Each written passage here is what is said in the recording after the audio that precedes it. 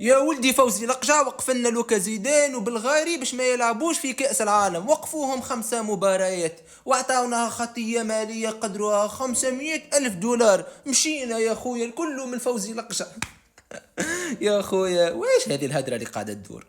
يا خويا ايش افهم هاي. انا ماشني جاي نتمسخر على الجزائر ولا ندافع على المغرب، لا لا لا لا، شوف. انا ما نحبش الخلط اللي قاعد يصير والفتنة والتشويه، لا شوف اجا افهم الحقيقة. ايقافات وغرامات ضد لاعبي الجزائر بعد احداث لقاء نيجيريا، على شكون؟ على لوكا زيدان وعلى بلغاري. اشنية هي بالضبط العقابات؟ اعلن الاتحاد الجزائري لكرة القدم عبر بيان رسمي عن تسلمه قرار العقوبات الصادرة عن شكون؟ عن الاتحاد الافريقي لكرة القدم الكاف.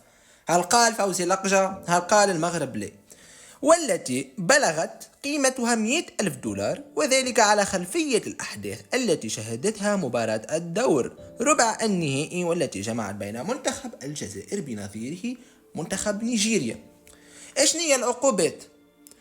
تسلية عقوبات الإيقاف 2 مباريات على شكون؟ على حارس المرمى لوكا زيدان. وموشي في كأس العالم يا خويا، وش دخل كأس العالم بكأس افريقيا؟ لا لا لا لا، العقوبات باش تكون في مباريات تصفيات كأس افريقيا 2027.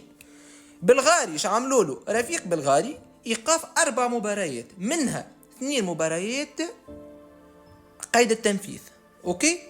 وتطبق العقوبة كيف خلال تصفيات افريقيا 2027 موشي كأس العالم. دونك عندنا 100 ألف دولار وإيقاف مباراتين، كله بالغالي 4 مباريات. بقية الخطايا وصلت الأكثر من 200 ألف دولار، نجم تقراهم وحدك. المهم السؤال هوني، هل ترى أن العقوبات هذه كانت صارمة وأن الجزائر ظلمت في هذه العقوبات؟ اكتبونا في التعليقات.